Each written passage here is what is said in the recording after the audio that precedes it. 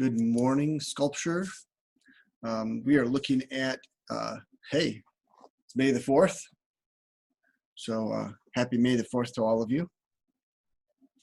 Want to get out there a couple of things. One, you should be posting up pictures of your foam, your abstract foam sculptures, and make sure you're including a written paragraph that kind of explains to me what you did, what you learned, difficulties, what you thought was easy, your overall thought of the process. If you want to make any comparisons to your work and Henry Moore's work, you can do that as well. We should have our sketches for paper mache, and we talked about that. We talked about that a little bit on our last video. So we want to make sure that we've got those turned in. I've put on a couple of links since then. Mrs. Barnheiser was awesome, and she helped us out and set up some links. So if you guys want to see his books in PDF, it's a library link to Dan Reeder's books. So you can actually go there and you can look through them online. So you can see what his books are. The cool thing is that it's all in color. So the one book I have, the old book that I have, is black and white. So it's the newer one in color. So you can look through and see those things in color. Before we kind of get into everything today, is there any questions before I jump into this? Because I haven't seen sketches yet. I just put in Google Classroom a place to post them. But I thought if you guys have your sketches with you, you can either show them to me or you can email me real quick and we can talk about them. Otherwise, we will get going. I can send you them later. Okay. Did you have any questions about them, Cole, or are you good? I think I'm good. Okay. Looking at the chat, looking at everybody else. So one of the things we want to consider through our paper mache is how is this going to support its own weight? And some of the things that we want to think about is how weight travels through a structure. So gravity pulls things down, and that means that if I have arms out like this, gravity wants the arms to come down. So I'm going to need something to help that out. And that's where we're going to look at things like the metal hangers for an armature.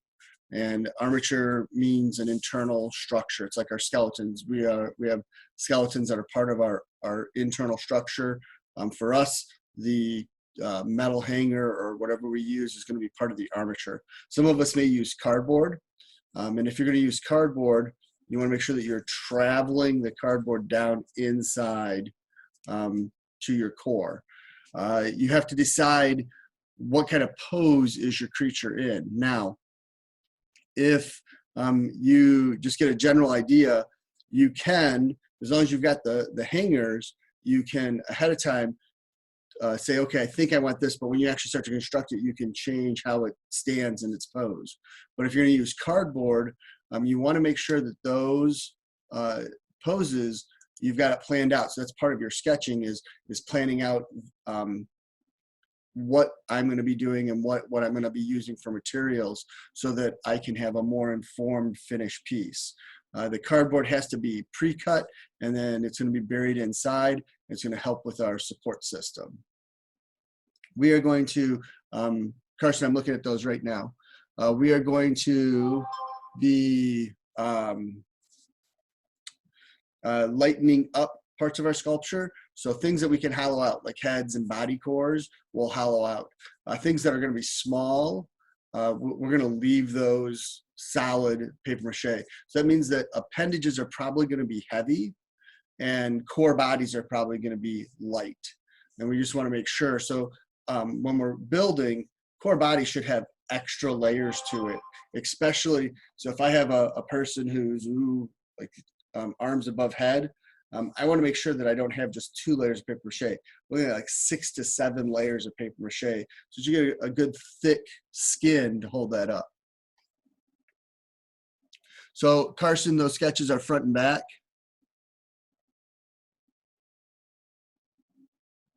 and you definitely can create what you drew. I think that's a good idea.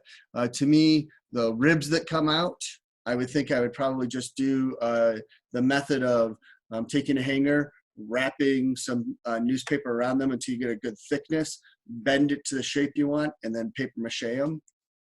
And then it depends on if the heart is solid or hollow. You could do the same thing. If it's just a shell, you might be able to use like a balloon and make the two halves of the heart and then take apart the balloon and bring them together. So you want to get an elongated balloon, kind of bigger top, thin bottom, so that when I take off those two shells like this, I can set them next to each other. And then making all the little parts inside is just going to be constructing little pieces. I think I think you can definitely do that. With the intricacy, I would not go higher than maybe 10 or 12 inches. So, and just because you're going to try to do a lot of little things inside of that sketch.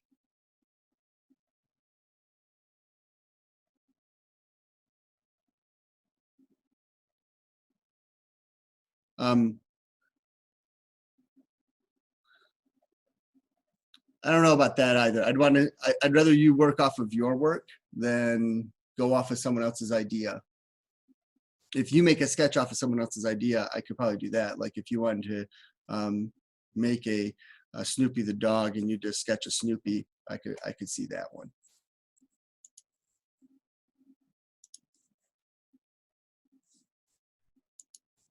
Yeah, okay, so when constructing things that don't need, the further your piece is from core, the lighter we want to try to make it. You want to think of how is it going to balance? How is it going to stand? You want to think of, am I doing something more realistic or am I going to do something that's more abstract? And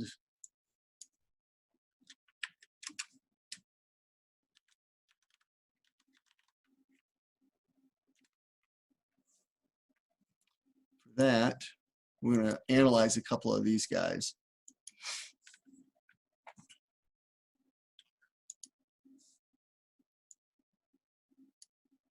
AOL.com, that's hilarious.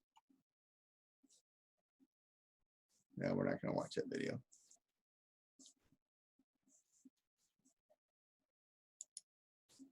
So when we look at this fellow right here, he probably has like a tail or another leg in the back here holding him up because his body weight is kind of off a little. And anything that's going to just have just two legs, like this one, you can see something's back behind it. This guy's sitting in a chair. This guy definitely has a tail behind him. This guy has really big feet that helps balance it. And the difference is bent knees and straight legs, head to body to leg. Really big head here. So it could be a bit of a balancing act, but not a ton of a balancing act. The little birds have their feet kind of, their toes kind of spread out to help distribute the weight to make them easier to stand. I always have someone try to make a Mike Wazowski.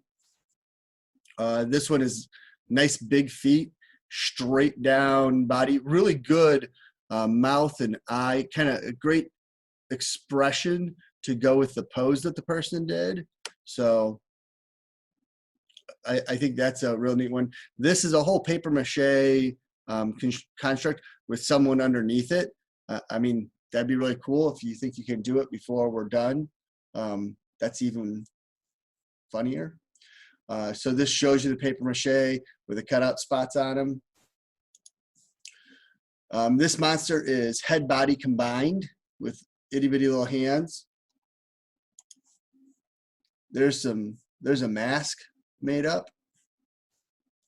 That's Dan. Dan with a couple of his dragons. This one here with the box underneath it, it's not a bad idea as you build it through because the box is going to take and hold a lot of that weight. This one here looks really neat. I mean, the paint job on it is really cool, but it's kind of the snake idea again, snake body with little pieces to it. So what we really want to do is you want to make sure if you have a tail, you have 3 points of contact, foot, foot, tail, to help support things up. If it's seated, then its butt is going to make a point of contact and its legs are just going to be for counterbalance. This one here has this big tail that wraps all the way around, big legs sticking out. Oh, that's cool. It's a pumpkin scorpion. But the whole body sits on the ground, and then the legs and these arms are there just for show. Those are kind of creepy looking. That's a more realistic kind of scorpion. So what you want to do is for this, the body's kind of touching, but the legs make it look like it's freestanding. You want to make sure that whatever you're doing, you know ahead of time how's it going to balance out. Like this one here with these V toes, they can rotate it, and the body mouth is one big piece, and this kind of little cute cucumber stocky head stands out. They probably could have pointed these toes out the other direction to help with it, but it looks like it balances pretty good, though I wonder if it's also balanced because it has to have a stack of papers under it. So when you're working on these, we want to make sure that we have a good sketch. We understand where our weight's distributing.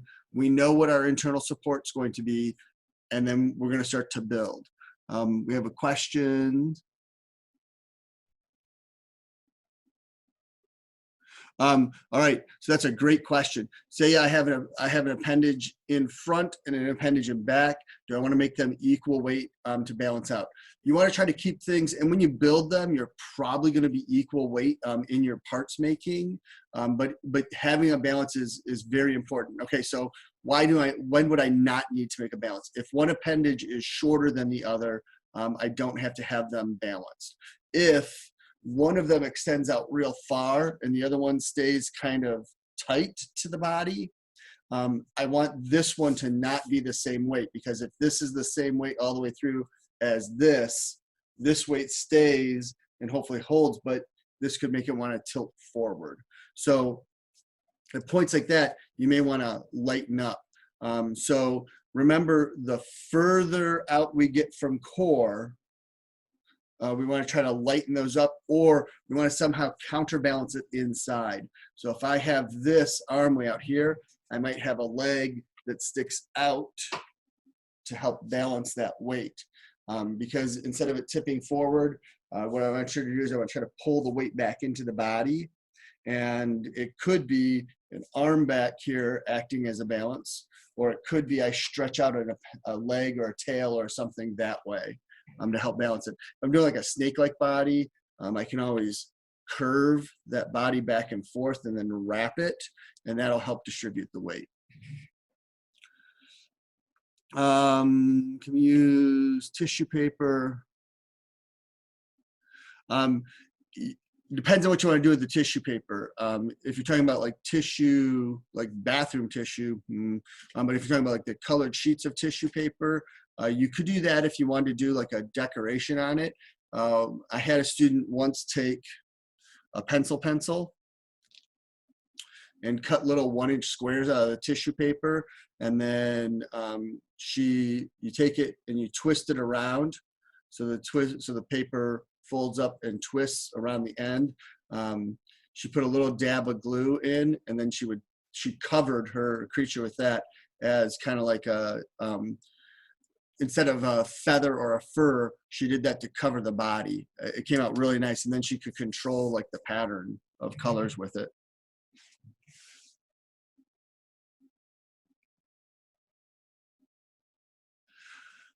If you did sheets of tissue paper, you have to know two things. One, the dye they use to color tissue paper, because the paper's thin and they try to make the colors bright. Sometimes that ink washes out.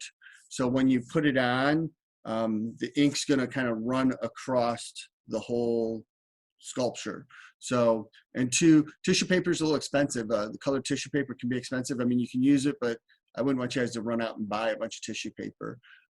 We're only going to go to paper level construction. So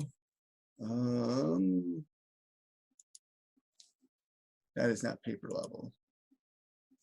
So this is kind of what level we're going to get to. The only difference would be is if you cover them in cloth. So if you look here, an art classroom, this guy back in the background, this guy still has some masking tape to it, but when we're done, I expect all your guys to look like it's been paper mache newspaper covered. So this guy, not finished, still constructing. This guy, we have duct tape and stuff exposed on it, so it's not finished, but like this is all paper mache. I can see the cutout. They're gonna put eyes in here. They're probably gonna cut the head to make a mouth. That guy's kind of cute. Go back.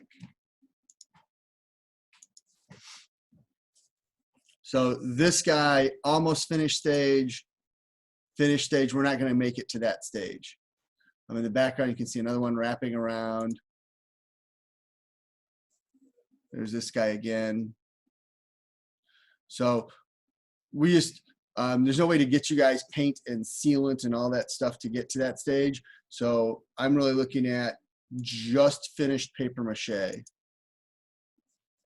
So these guys are finished paper mache. These ones in here look like they have a little bit of paint to them. I don't know if it's paint or is it, oh yeah, those are, oh no, those are just magazine parts. So that's kind of cool.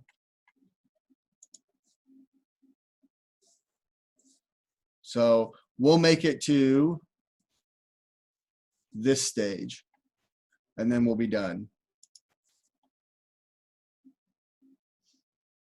Seniors don't dilly and dally. This looks like the person plastered it as well, because that's not cloth mache. That looks like plaster. That one's got a lot of tape on it. That's it, early stage. That's, don't use this much tape. That's a lot of tape on there. Again, if the materials you're building out of, here's a nice support. Yeah, that's definitely plaster. So they had to put something here to help support it, because the plaster, when wet, is super heavy. When it's all done, it'll be very strong, but it's super heavy. If you have a lot of materials at the house that you want to use, if you want to look at it and have your paper or magazine actually help add to your design, so that you align like color pieces of paper in the right way, that's gonna work out great for you too. Paper mache masks, those are still very viable to do. So you can go ahead and make your paper mache mask if you like.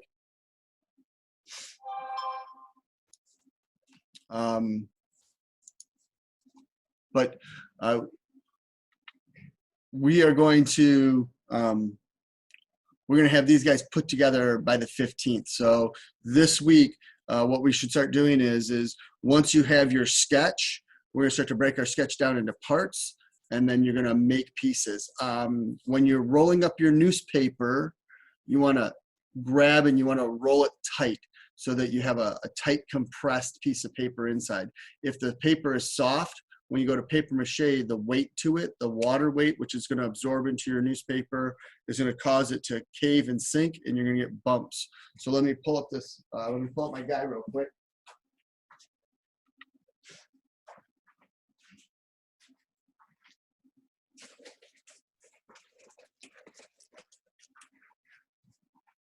So when you look across, you should have a pretty smooth surface. This, if I have a soft spot in it, when I go to paper mache, this is going to absorb water. It's going to sink in, and I could get dents, or I could get depressions, which then I'm going to have to try to come back, and I'm going to have to cut out, and I'm going to have to redo. So I want this to be a pretty solid shell. All three of these are hollow, and they're hollow so that these legs can help support it. The coat hanger goes through the leg and then ends, and there's a little bit of a nub that goes inside of the body here. So I put the legs, I cut out 4 holes on each side, which really weaken the center sphere. And then I got inside and I taped these guys all in place so that they're all held in place. Once they were taped in place, then I go through and I go around each one and I paper mache them to hold it, to make it even stronger. Then I added on, I had these spheres together and I added on the cardboard because that's going to be an accent piece. And I need to go back over this again with paper mache or cloth, whichever one you want. I'm going to experiment.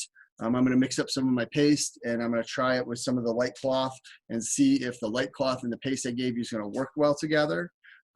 But right now, you want to make sure that you're building solid pieces for all of this. My sketch showed me what I want for my pieces. So I did my sketch first and then I broke them down into 3 spheres because that's what made the most sense. I had thought about making this one kind of teardrop shape and I decided that I didn't like that design. So just 3 simple spheres and then each leg piece. Next things I'm going to do is I'm going to look at, because like I don't want these furry, I might have them, I might look for faux fur to finish it if I were finishing it, but I do want to have like little like claws or little spines coming out to make it look a little bit more scary. I have to decide on how I'm going to do eyes. So I know I'm going to probably put 2 big eyes. Those will be marbles. And then I'll see if I have little marbles or something, or I'll make little paper mache to put the other eyes around. Unlike a real spider, he may get eyelids just because then I'll have eyelids and it can squint and I can give it an expression that way. If this is not solid built, then when I start to cut into it, it's going to collapse. It's going to fall down on itself. And all of this, so this one here is actually the thickest of the 3 spheres because I knew I had to cut out the holes for legs. And even after I cut those out, I reinforced it with paper mache. So I did some paper mache inside when I hollowed it and some paper mache outside. This was actually cut in half. This sphere was cut in half after I drew where the legs went, and I cut all those and then I cut it around. I did that so that the bottom, the legs cradle into the bottom, are taped in place. Then I put this top shell back on, taped it down, so that way, because these legs go into this bottom piece and they sit down inside and they're taped and held inside until the paper mache would set up. So any weight that this pulls sits into the bottom of this piece because I don't want it to sit, I don't want this to touch the table. I want the legs to keep him off of the table so that it's elevated so it looks more realistic. Put Fred down. You should be looking at your sketches. Make sure you turn in sketches because sketches are worth they're worth sketch points. And then if you're having questions, hey, I don't know how to make this support, make sure that when you ask a question, you let me know, hey, Mr. Abel, I have coat hangers or I don't have coat hangers, or I'm going to use cardboard for my internal support. Hey, I think this is going to be a mask. I want to put it over my head. So make sure I know those basic things. Otherwise, I will answer questions based on the fact that I believe you're making a freestanding creature. And if that's not the case, I need to know so I can tell you how to do your supports properly. We are not making giant things. Don't go big. Remember, we want to keep it within 12 cubic inches. We don't want to be smaller than 8. Try to make it bigger than 8. Total length is not important. So if you're doing a snake and your snake coils around, it's okay. You can make your snake a little bit longer because you don't have to worry about little appendages. If you're making like something mythical or imaginative, then remember, you need time for if you're putting on wings, if you're putting on extra legs, if you're going to have antenna, if you're going to have the head and the mouth open so it's a big gaping mouth. You want to make sure that you're giving yourself time to make it, cut it apart, and open it. Points that you're gaining. it's a 3D sculpture. So anything 3D should be, it shouldn't be drawn on. So eyes should be 3D, nose should be 3D, ears should be 3D, arms should be 3D. Making a sphere and drawing an arm on is not going to give you great points. It's going to be, you made a sphere. So make sure you know how those things go. Adjust your size for your time. So when we look at this fella here, these extra arms add in extra time, plus a trunk, and then we've got the nice little legs, and he made a little rat to go with it. These are all from, this is old stuff from AOL. But he also has like little items in the hands. So all of that would add to time. And if you're doing this right now, you could make him 8 inches tall, maybe 10 inches tall, and then each one of these arms becomes maybe 6 or 7 inches. And it's built little piece. You can add in a small sphere if you want to do an elbow, but make sure you are giving yourself enough time for all the work you're laying out. Kind of gauge through. Don't make something this big. I mean, it'd be cool to have a nearly life-size Hulk, but we're not going to have enough time to get that done unless that's all you do. This has a little bit of paint and a lot of masking tape. So to me, this is not the stage we want to go to. This one is painted stage. That's beyond what we're going to do. So make sure you know you're going to get to about this stage here. That's about it. Things like this back fin, the eyes, the nose, just a cutout hole, eyeballs added in, a little brow ridge, the little bit of gape for the corner of the mouth, tongue added in, these teeth are added. You want to think about that and not have these things just like painted on. We want to make sure that you're making 3D objects because it is a 3D sculpture. This could be a wall hanging or a mask, and it's fine however you want to do that. That's weird. It's up to you. So you can make a 8 or 12-inch mask, something that's going to cover your face or head for this project. If you want to add in extra little things, there's several artists out there that use like household tools, like plastic tools, to do sculptures out of. Sandra Butterfield does driftwood horses. So you can make it found objects. You can carefully craft. Since some of us already have masks, you could make yourself a mask around a respirator if you wanted. So make sure you have an idea. If it's going to hang on a wall, it's going to be ready and prepped for hanging on the wall. However, that hanging is going to happen. If it's going to go over your head, then it should go over your head. If you're just making a creature, so this is just the bust of a creature, so it's the head and then a little bit of added in parts to it. But make sure you are playing out how your finished piece is going to look, and that's where your sketches come into play. Like this, the reason this looks neat is all of this little extra detail. The eyes are 3D. The mouth is open, though it's not open deep, but the mouth is open and they gave it this extra little lip, and then these circular nostrils. The finger-like legs with the little nails on them. Those are things that are cool. And if these younger kids can make it, you guys can definitely make it. No, that's not a great picture. There you go. That's a pretty big headdress there. That's a happy mom. So make sure your sketches are planned out. Make sure you know what kind of creature you're doing. Is it going to sit? Is it going to stand? How many appendages are you going to have? Is it going to be more monster-like? Is it going to be more cute-like? Know all that in our sketches. List all those things. Maybe write down a couple characteristics. Happy, cute, funny, mean, scary, so that you know that those are, so that we know that we're going for that.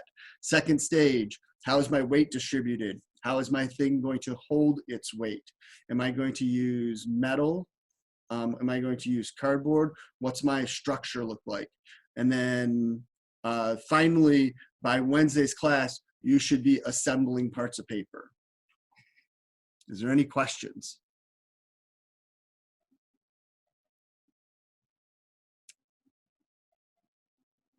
All right, no questions? I have a question. Oh, good question. Go, Carson. Can we paint it without sealant? Okay, so it's a great question. The paper mache mix does kind of, it gets in with the paper. Okay, so when we mix up the paper mache goo and we start to smear it over, one, you want to make sure it's a good thin coat. You don't want to have it globby.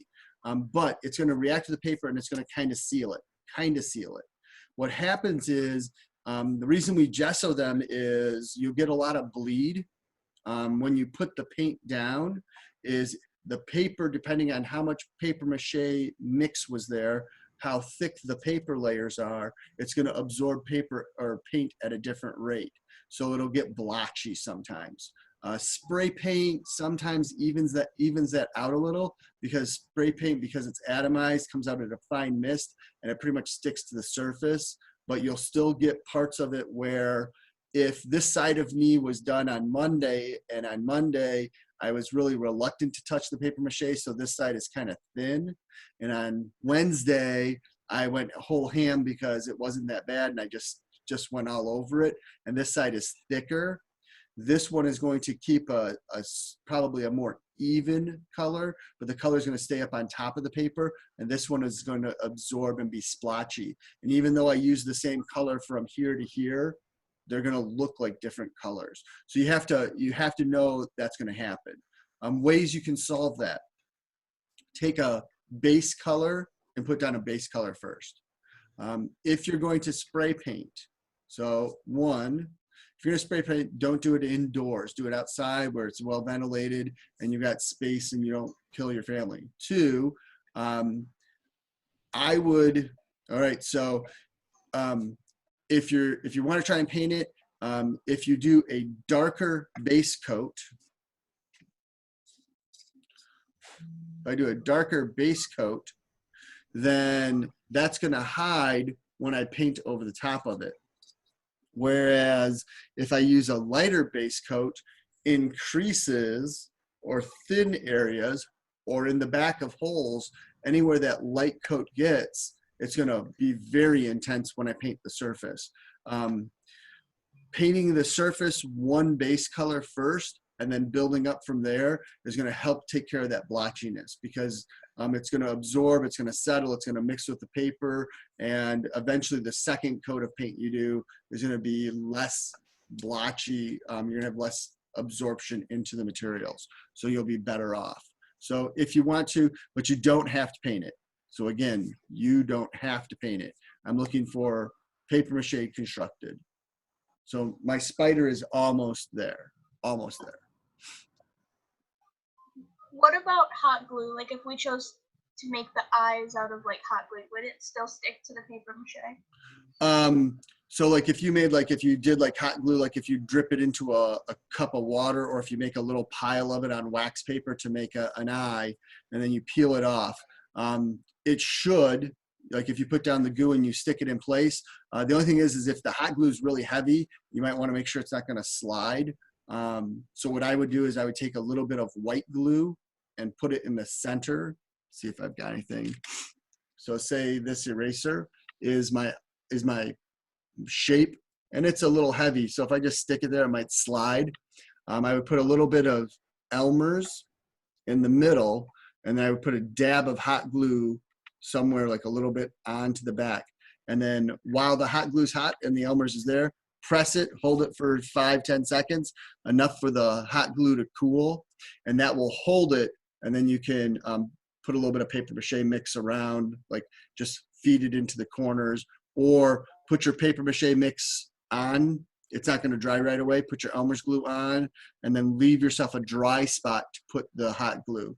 Put your hot glue, smash it in, let it hold it, and then you've got an eyeball there. So yes, you can use that. You can also use hot glue if you kind of drizzle it, if you want to make like a texture to it.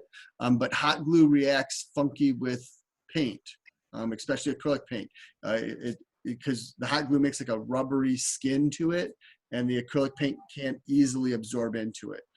So again, though, we're only going to build stage. If we gessoed it, you'd be okay.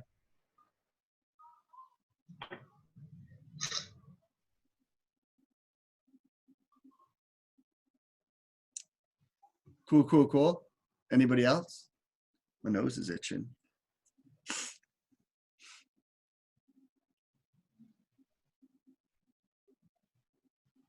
All right, guys. Then we will hit El Pauso.